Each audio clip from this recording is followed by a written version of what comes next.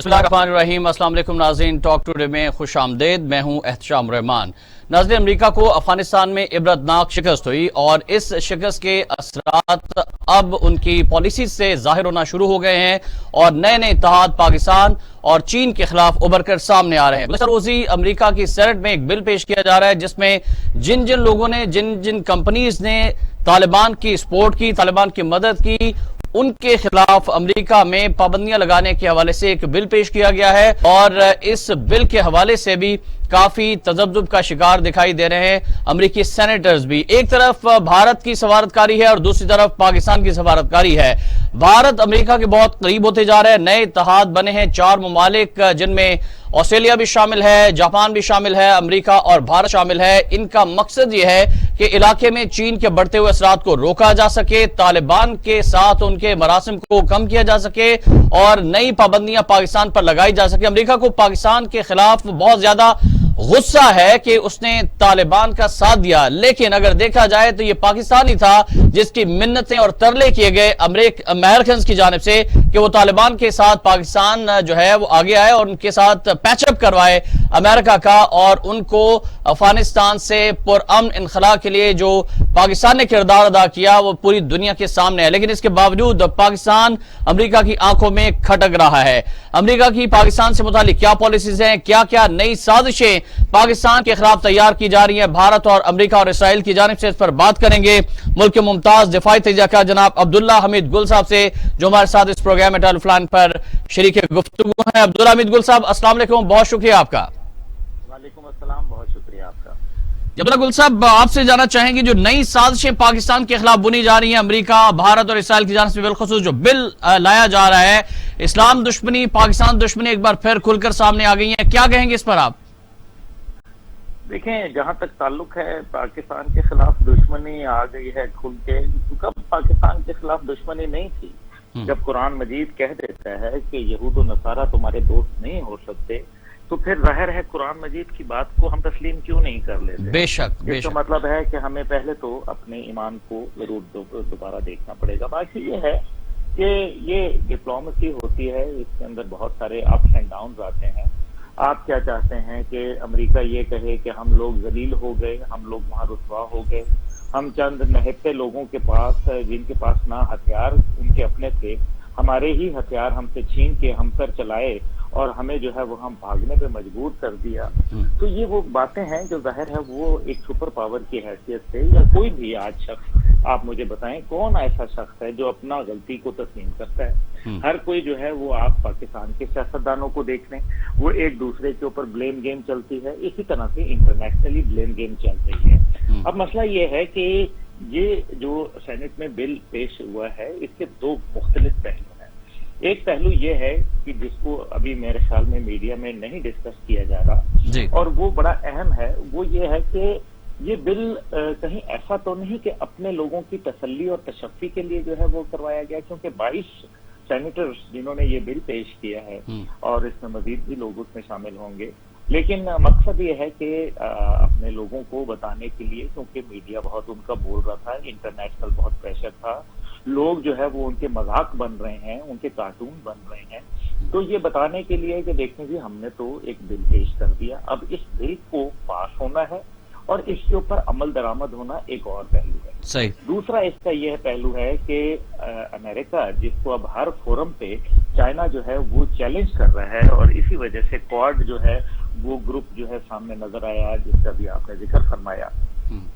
अब ये इसलिए किया जा रहा है क्योंकि चाइना जो है वो एक उभरती हुई सुपर पावर के तौर पर एक बहुत मजबूत और मुस्तहकम अंदाज में अपना किरदार अदा कर रहा है। लेकिन हमें कुछ मामलात अपने भी देखने पड़ेंगे। हमें ये देखना पड़ेगा कि बाइडन साहब तो फोन नहीं करते, उसकी पीछे वजूहात मेरे ख्याल में किसी जगह की चुपी नहीं है। लेकिन एक तवील अरसा, तकरीबन 9 महीने से ज्यादा, शी जिनपिंग साहब ने हमारे वजीर आजम से बात क्यों नहीं की?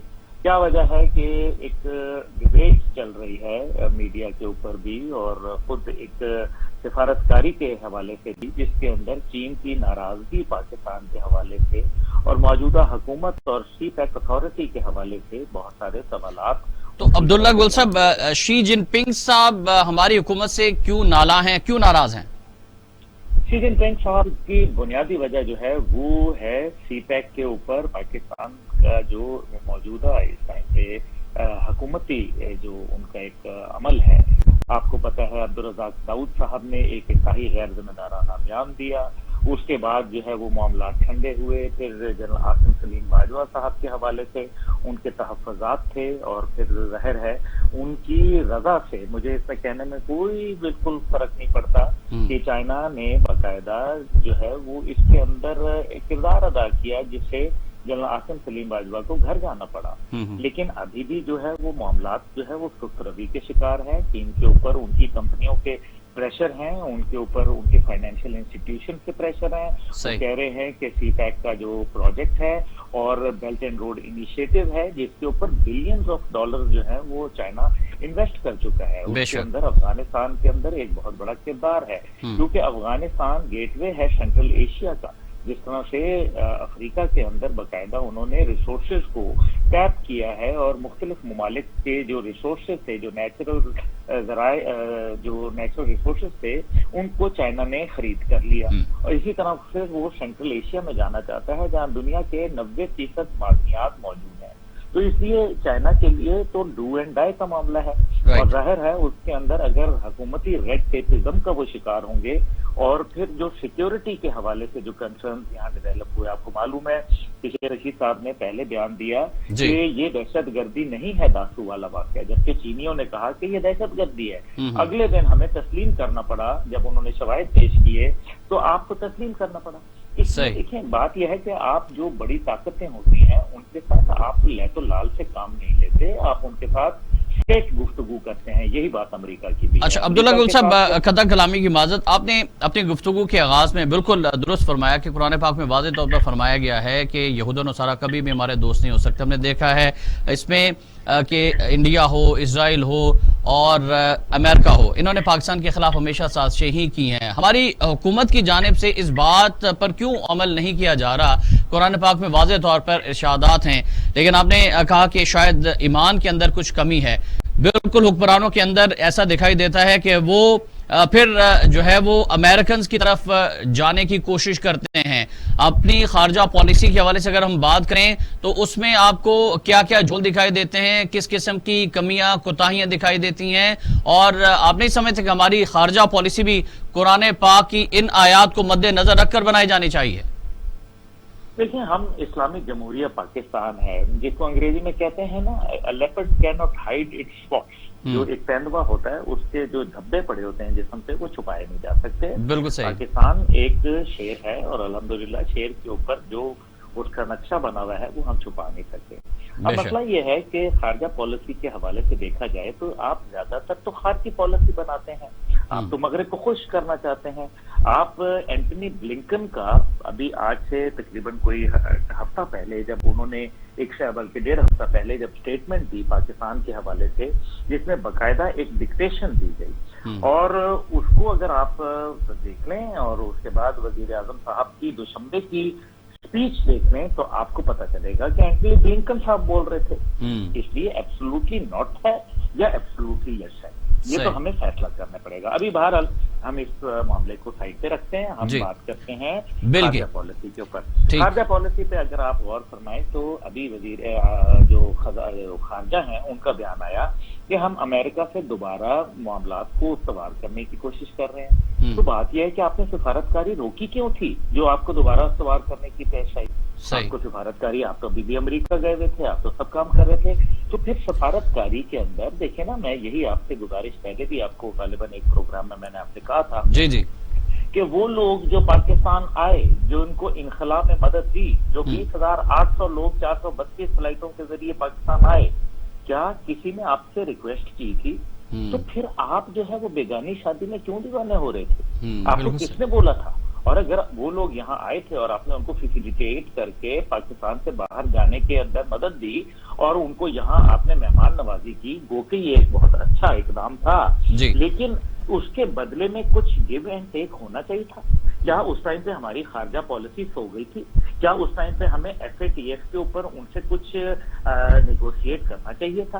क्या ये बात अमेरिका के जो दरमियान में आपने पहले वहां से काबुल से उठा के आप उनको ले गए वहां कतर के अंदर दफ्तर बनाने में, क्या पाकिस्तान ने मदद की थी या अमेरिका ने तालिबान को तब कतर में दफ्तर बना के दिया था?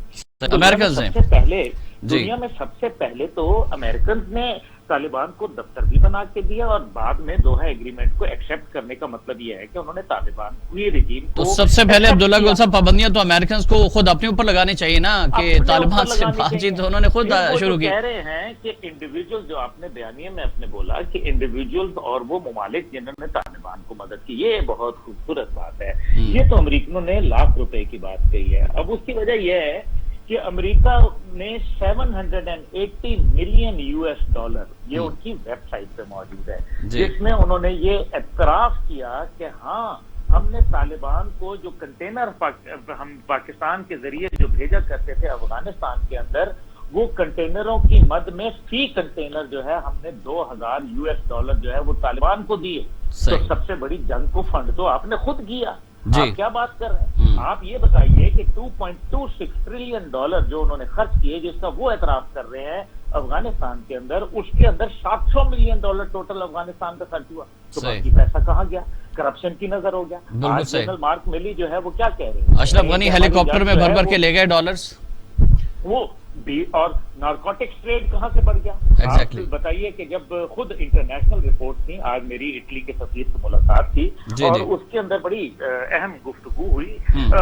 उसके अंदर एक पहलू ये भी था कि जब अमेरिकन ने यहाँ कदम रखा तो उस टाइम पे मुल्ला उमर की हुकूमत थी और इंटरनेशनल रिपोर्ट कह रही थी कि ड्रग ट्रेड 0% के ऊपर था, अफीम की काश्त 0% पे थी और जो डीवेपनाइजेशन थी वो अफगान कौम से करवा ली गई थी तारीख में पहली दफा। सही। अब जब अमेरिकन छोड़ के जिस दिन गए हैं उस दिन 93% ऑफ दुनिया का जो नारकोटिक्स का ट्रेड था, जो मनुष्यात की जो तिजारत थी, वो अफगानिस्तान की सरजमी से हो रही थी। भाई किसने आपको मना किया था कि आप उनकी जो पॉपी की ग्रोथ थी, जो अफीम की जो काश्त थी, वो क्या आपके जहाजों को नजर नहीं आती थी? आपके ड्रोनों को नजर नहीं आती थी? आपकी सैटेलाइट को नजर नहीं आती थी? आपने क्यों नहीं उनको बमबारी का निशाना बनाया? इसलिए क्योंकि आप तो खुद उसके अंदर मुलव्विस थे। बिल्कुल, खुद अमेरिकन फौजियों के हवाले से भी ये स्टोरीज आती रही हैं अब्दुल्ला गुल साहब के अमेरिकन फौजी, अमेरिकन जर्नल्स तक जो है वो इस तरह की जो गैर कानूनी ट्रेड थी और मनशियात की स्मगलिंग, उसमें मुलव्विस रहे हैं। जी, जनरल मैकक्रिस्टल को क्यों निकाला गया था? क्या वजूहात थी जनरल मैकक्रिस्टल को CIA के चीफ की हैसियत से बेदखल करने का? क्या मकसद था? यही मकसद था। करप्शन में इन्वॉल्व थे। इसी तरीके से जो दीगर लोग थे, आज पाकिस्तान को कहते हैं कमाल ये है भाई, तुमने नेटो फोर्सेस बनाई, ISAF फोर्सेस बनाई, तुमने वहां दुनिया के बड़े बड़े ममालिक, कनाडा, बरतानिया, फ्रांस, जर्मनी, दीगर ये सारी सुपर पावर्स हैं, न्यूक्लियर पावर्स हैं, बरतानिया, ये सारे लोग वहां जाके बैठ गए लड़ने के लिए और आज कहते हैं कि जी पाकिस्तान जिम्मेदार है। जहन्नम में जाओ तुम, झूठ बोलते हो, तुम्हें शर्म भी नहीं आती। इतने बेशर्म हो चुके हैं। लेकिन बिल्कुल अब्दुल्ला गुल साहब, अमेरिकन की बेशर्मी, ढिठाई वो तो खुलकर सबके सामने आ ही चुकी है। अब ये जो बिल है ये पाकिस्तान को धमकाने के लिए है, प्रेशराइज करने के लिए है, या फिर कोई डू मोर का और मुतालबा है जो इसके तनाजुर में, इसके पसे मंजर में पाकिस्तान के ऊपर प्रेशराइज करके अपने मकासद हासिल करने के लिए है? क्या समझते हैं आप? मैं आपको एक बात याद कराना चाहता हूँ। जी जी। मेरे वालिद जनरल हमीद गुल रहमतुल्लाह वो कहा करते थे कि 9/11, ये अगले दिन 9/11 के बिल्कुल अगले दिन उन्होंने CNN पे बोला था जी जी कि 9/11 बहाना है, अफगानिस्तान ठिकाना है और पाकिस्तान का न्यूक्लियर निशाना है। बिल्कुल सही, बिल्कुल समझ आ गई मेरी बात? बिल्कुल सही। पाकिस्तान का न्यूक्लियर खटक रहा है भारत को, पाकिस्तान का न्यूक्लियर खटक रहा है इसराइल को, क्योंकि वो ये कहते हैं कि जो देता था दवाई बिल वो तो दुकान बढ़ा गया अमेरिका बहादुर, यहाँ से खित्ते से रुखसत हुआ।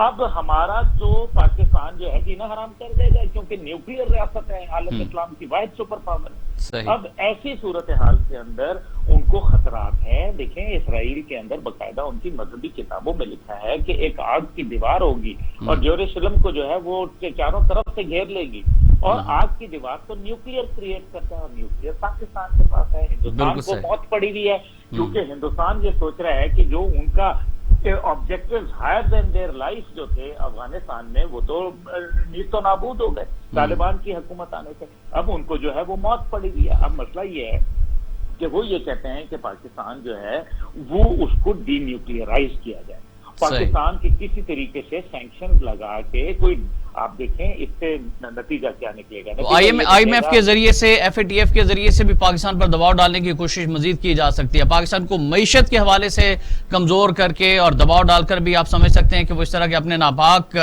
मंसूबों के लिए कोई नई हिकमत अमली तैयार कर सकते हैं।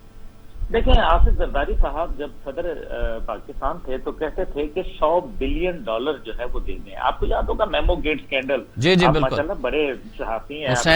हुसैन हक्कानी साहब, जी जी हक्कानी, तो क्या वो उसका लुब्बे लुबाब क्या था? उसका खत का लुब्बे लुबाब ये था कि जनाब आए पाकिस्तानी फौज के साथ दो दो हाथ करें, उसके बदले में $100 बिलियन दें और न्यूक्लियर आप ले जाएं। अब यानी अपने ही गिराते हैं नशे मन पर बिजलियां, और ये काम जो है वो माजी की दोनों हुकूमतों ने किया है, दोनों बड़ी सियासी जमातों की हुकूमतों ने।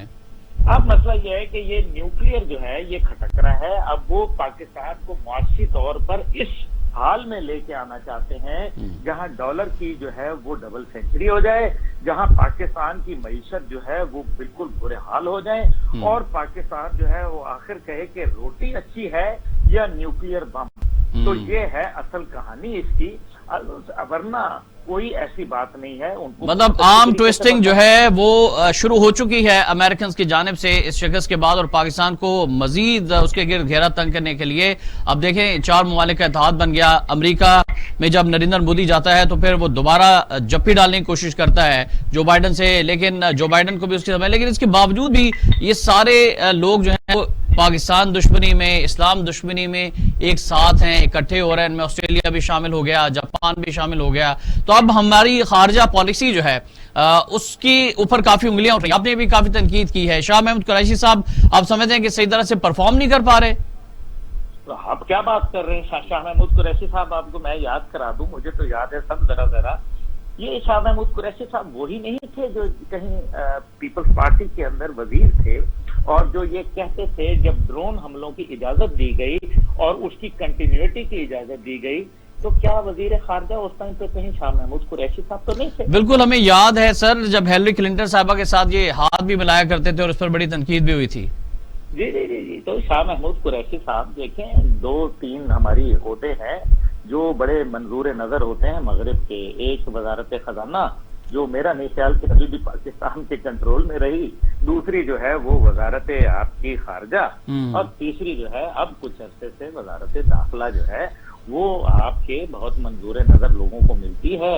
और उनकी जो क्या कहते हैं इजाजतनामे हैं वो बहुत, उसके अंदर बड़े बड़े लोगों के हाथ होते हैं। बहरहाल जिसको हम साइड पे करके बात करते हैं, हमें देखना है कि पाकिस्तान को इस टाइम पे एक खारजा पॉलिसी ऐसी मुरतब करनी पड़ेगी। करना क्या है हमें? बिल्कुल सही, करने के काम क्या है? हाँ, खित्ते के अंदर बदलते हुए हालात को मद्देनजर रख के, चाइना की पॉलिसी को सामने रखते हुए हमें अपनी खारजा पॉलिसी मुरतब करनी पड़ेगी। हमें गुड और बैड में कैसे हम जो है वो बैलेंस करें। मसला यह है कि आप कहें कि नौजुबिल्ला अल्लाह और शैतान के हवाले से बैलेंस करें, आप नेकी और बदी को बैलेंस करें, यानी कि आप भी ठीक कह रहे हैं और आप भी जो है वो मुनासिब बात कर रहे हैं। वो खुदा के ऐसा कभी नहीं हो सकता। बिल्कुल, इब्लीस से याराना भी और खुदा को सजदा भी, ये दोनों चीजें नहीं चलेंगी। बिल्कुल, मुनाफिकाना पॉलिसी जो है वो उसको खत्म करना पड़ेगा, खुलकर बात करनी पड़ेगी, क्लियर बात करनी पड़ेगी अमेरिकन से। बिल्कुल, आपको उनको दो टोक। देखें, अमेरिकन हमेशा अपने फ्रेंड्स को मारते हैं, मसला ये है। कभी भी दुश्मन को अमेरिका नहीं मारता। जहां भी दुश्मन उनके सामने खड़ा हो गया, अमेरिका वहां भाग गया। बिल्कुल सही। मिसाल ले लें, सोमालिया की मिसाल देख लें, जहां लोग, अफगानिस्तान के अंदर देख लें, जहां दुश्मन खड़ा हो गया तो अमेरिका भाग गया। और अमेरिका आएगा, इस खित्ते में दोबारा आएगा, अफगानिस्तान के पास आएगा, अभी भी यूनाइटेड नेशन के जरिए, कभी कतर के जरिए, कभी यूरोपियन यूनियन के जरिए सहारा लेके वो इनको फाइनेंस करेगा।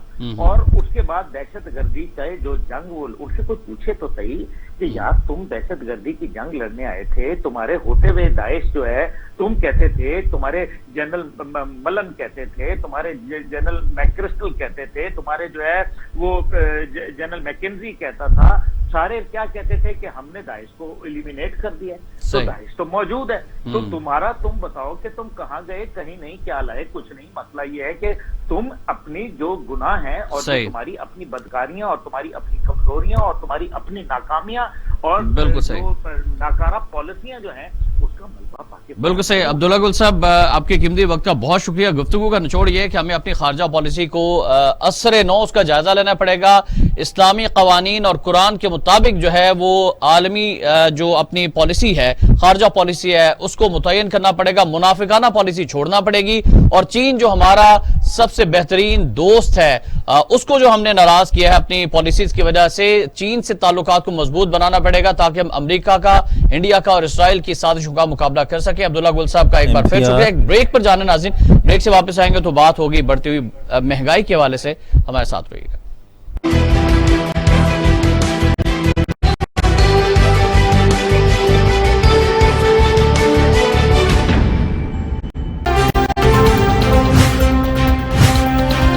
टीवी टुडे, खबर सबसे पहले।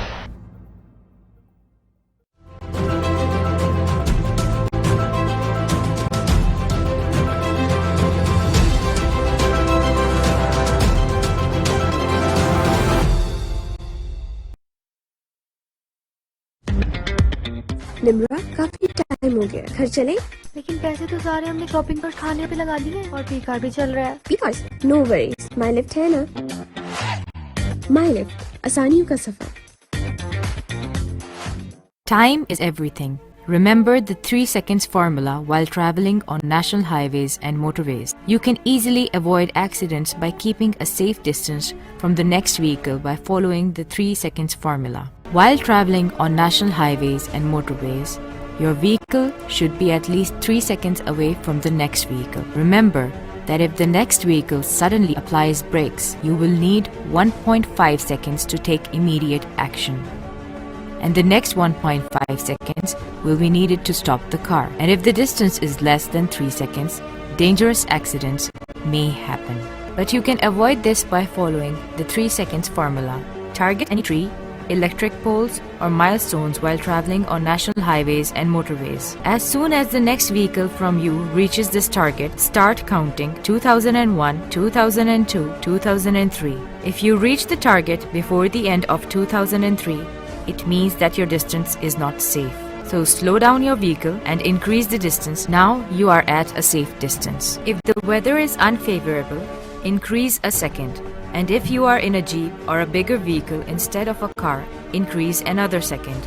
If you are driving a commercial vehicle, then you keep in mind 6 seconds formula. Support the National Highways and Motorways Police to protect your lives and the lives of others. A public service message by National Highways and Motorways Police and TV Today.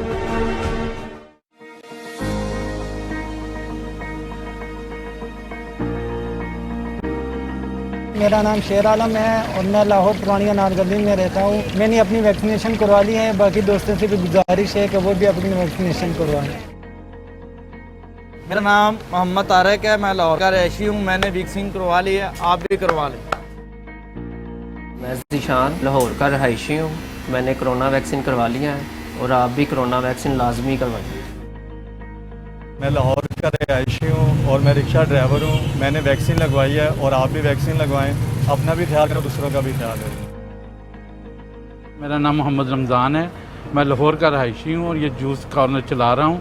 मैंने vaccine करवा ली है और आप लोगों से भी इल्तमास है कि जल्द अज जल्द वैक्सीन मुकम्मल करवाएं। मेरा नाम फैसल हसन है। मेरी दुकान पेंट एंड इलेक्ट्रिक स्टोर है। बराए मेहरबानी हर बंदा वैक्सीन लगवाए। मैंने भी खुद भी लगवाई है, इसका कोई साइड इफ़ेक्ट नहीं है। मेरा नाम इशबाज अली है, मैं लाहौर का रहायशी हूँ। मैं कोरोना की वैक्सीन लवा ली है, तो लिहाजा तुहाडे अगों मेहरबानी है तुसीं सारे वैक्सीन कोरोना लगवाओ। मेरा नाम रियाज अख्तर है, मैं एक शॉप पे काम करता हूँ और मैंने अपनी हिफाजत के लिए कोरोना वैक्सीनेशन करवाई है और सबसे अपील करता हूँ कि आप खुद भी वैक्सीनेशन करवाएं। मेरा नाम इस्बाद है, मैं लाहौर का रहशी हूँ। तो अब मैंने कोरोना वैक्सीन टीका लगाया है, आप भी सब लोग लगवाएं। मेरा नाम है अब्दुल हफीज़, मैं पेंचर का काम करना है। मैं कोरोना वैक्सीन लवा ली है, सारे लोगों को लगवानी चाहिए। सलमान अदर मेरा नाम है, लोक मास्टर हूँ। मैंने वैक्सीन लगवाई है। मेरा भी कहना है कि सारे बहन भाई वैक्सीन लगवाए, अच्छी बात है। मेरा नाम शोएब खान है, मैं लाहौर स्पीच चौक में रहता हूँ और मैंने कोरोना वैक्सीन लगाया है। आपने भी लगवा लो।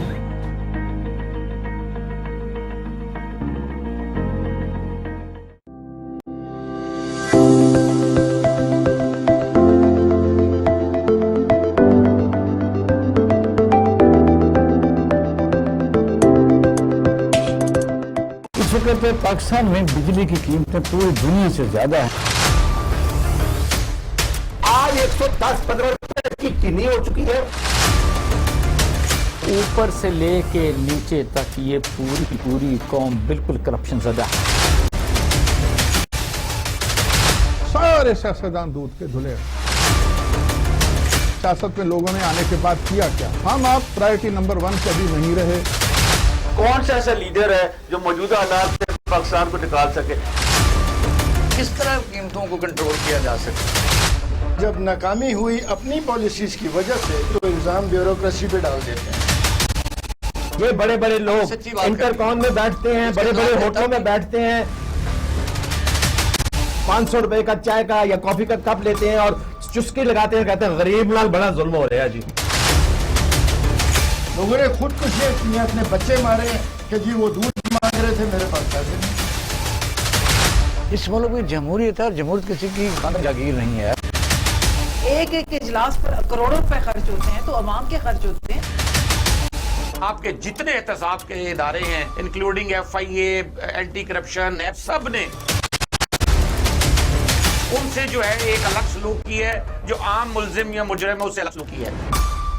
देखिए प्रोग्राम पाकिस्तान टुडे पीर से बुध की रात 8:05 पर सिर्फ टीवी टुडे पर। टीवी टुडे खबर सबसे पहले। What is it like to learn at Leeds? To be an individual amongst a bunch who are driven to explore. Where there is a horizon to seek, visionaries meet and conquer the complexities. Where stars are made and mentors are formed. A wave of energy and positivity. The will to adapt and form a new norm. Education is not about books or numbers or even passing an exam. Education is all that there is to grab. Learn at Leeds.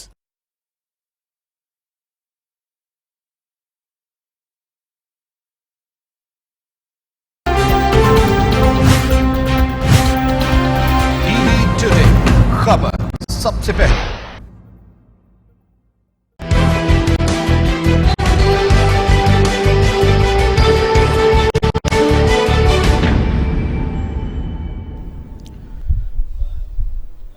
Welcome back नाज़रीन। मुल्क में महंगाई बढ़ती ही जा रही है और वज़ीर आज़म पाकिस्तान जनाब इमरान खान साहब का आज बयान है। वज़ीर आज़म खान साहब कहते हैं कि कोरोना की वजह से पूरी दुनिया में महंगाई बढ़ी है, जिसके असरात पाकिस्तान में और पाकिस्तान में भी महंगाई बढ़ गई, जल्दी इस पर काबू पा लेंगे। दूसरी जानिब अवाम के लिए एक और बुरी खबर यह है कि महंगाई के सतह अवाम पर मजीद बोझ डालने की हुकूमत ने तैयारियां की हैं। पेट्रोलियम मसनूआत की कीमतों में कम से कम 5 और ज्यादा से ज्यादा 10 रुपए तक इजाफा हो सकता है। इस वाले से समरी तैयार की जा रही है, हर चीज महंगी होती जा रही है और खान साहब कहते हैं कि कोरोना जो है इस बढ़ती हुई महंगाई का जिम्मेदार है। पाकिस्तान मुस्लिम लीग नून के रहनुमा जनाब राना मोहम्मद अरशद साहब ने हमें ज्वाइन किया टेलीफोन लाइन पर। राना साहब अस्सलाम वालेकुम। जी वालेकुम अस्सलाम। राना साहब बहुत शुक्रिया आपके कीमती वक्त का। मुस्लिम लीग नून का मौकिफ, आपका मौकिफ जानना चाहेंगे। खान साहब कह रहे हैं कि जो बढ़ती हुई महंगाई है, कीमतें बढ़ रही हैं चीनी की, आटे की, दालों की, घी की और ऑयल की और पेट्रोलियम मसनूआत की, उसका जिम्मेदार कोरोना है। पूरी दुनिया में कोरोना की वजह से महंगाई हुई, इस वजह से पाकिस्तान में ये चीजें बढ़ रही हैं। आप उनके मौकिफ को दुरुस्त समझते हैं? जी बिस्मिल्लाहिर्रहमानिर्रहीम। मैं आपका शुक्रिया अदा करता और मैं समझता हूँ नाम आपने लिया क्या है, वो मेरा कलमिया वाली थे इमरान खान। ये इमरान न्याजी जो है ये इंटरनेशनल झूठा है और इसका फरमाने सल्तनत का है।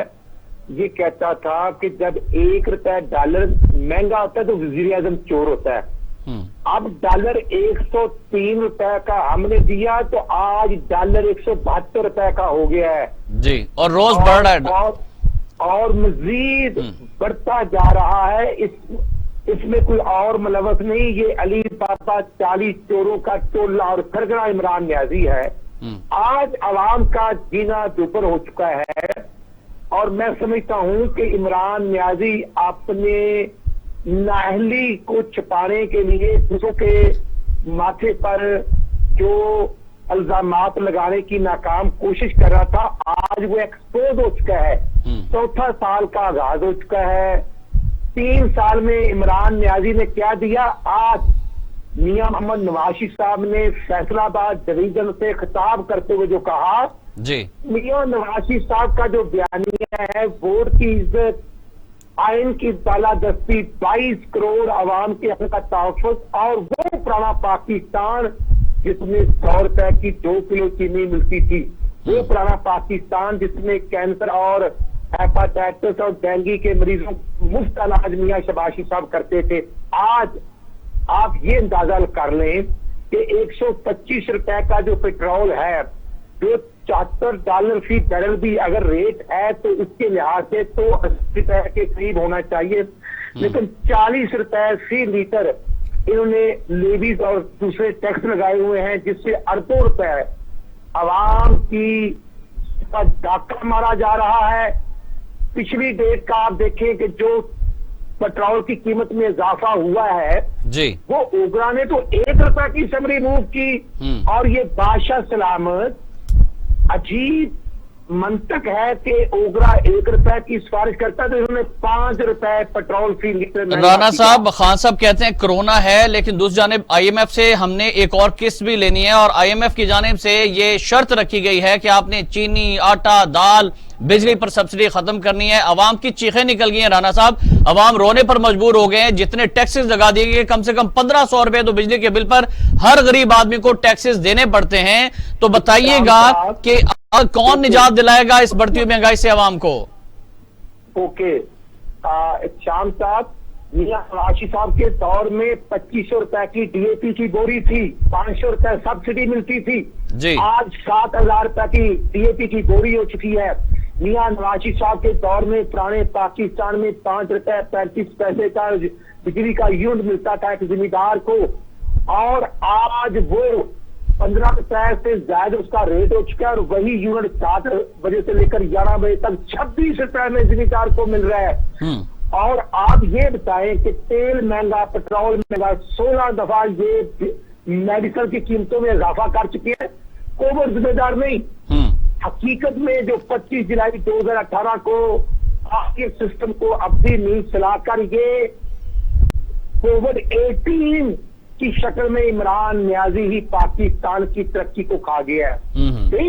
मियां नवाशी साहब के दौर में 5.8 ग्रोथ रेट था और इस नायक के दौर में 2019 में 1.9 पे आया, फिर कोविड के बाद वो 0.4 तक गया, नेगेटिव चला गया। और मैं अर्ज करना चाहता हूं कि पाकिस्तान के रुपए की वैल्यू जो हुआ है, 100 रुपए का नोट जो 70 रुपए का रह गया, इसका जिम्मेदार कोई और नहीं, इमरान खान। बिल्कुल सही सर, आप कह रहे हैं कि खान साहब जिम्मेदार है, उनकी नेग्लिजेंस है, उनकी हुकूमत में वो सलाहियत नहीं है और वो IMF के दबाव में है। लेकिन अवाम जो है वो अब अपोजिशन जमातों की तरफ देख रहे हैं ना। पार्लियामेंट के अंदर अपोजिशन जमातों का क्या रोल है? सड़कों पर अवाम के लिए, अवाम के हुकूक के लिए मुस्लिम लीग नून क्यों बाहर नहीं आ रही? दूसरी जानिब अपने इख्तलाफात के अंदर आप लोग घिरे हुए हैं, मुकदमात में घिरे हैं, तो अवाम की रहनुमाई कैसे करेंगे? साहब, हम अंडर का सुपरविजन, अंडर का लीडरशिप मियां मोहम्मद नवाशी, हम सब इकट्ठे हैं। मियां नवाशी जो है वो मियां शबाशी साहब के भी लीडर हैं, वो मरियम बीबी के भी लीडर हैं, वो हमजा शबाशी के भी लीडर हैं, वो राना सनाउल्लाह खान के भी लीडर हैं और हम सब के भी लीडर हैं। ये कोई दो राय नहीं, हमारा बयानिया है शफाफ election, fair and free election, और कोई नहीं।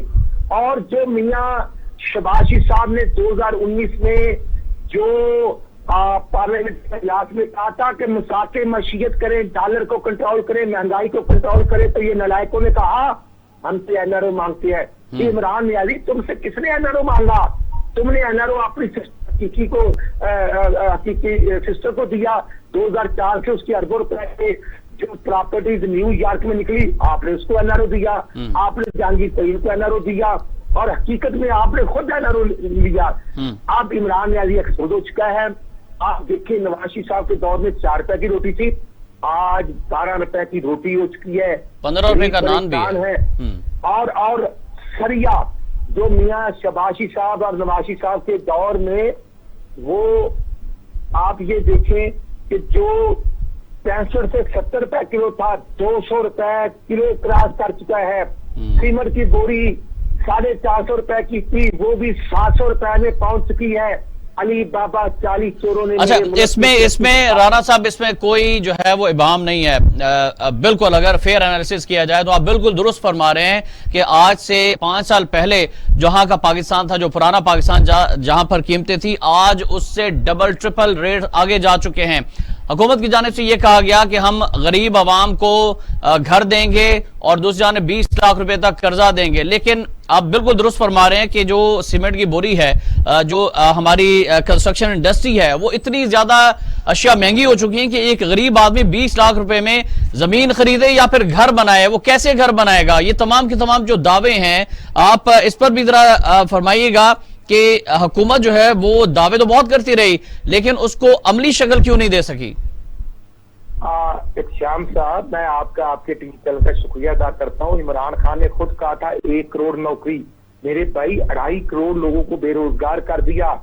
इमरान न्याजी कहता, मादरत से मुनासिब नहीं, रियासत मदीना का नाम लेना। रियासत मदीना तो सादक और अमीन अगर पूरी दुनिया में कोई था या रहे या हैं तो वो हजरत मोहम्मद सल्लल्लाहु अलैहि वसल्लम थे। बेशक। और ये 325 कनाल के घर में रहता है। घर किसने दिया? मतलब ये मुसलमान घरानों में ऐसे नहीं होता। और उसको रेगुलर कर दिया गया 12 लाख रुपए लेकर वो डैम की रखवाले में।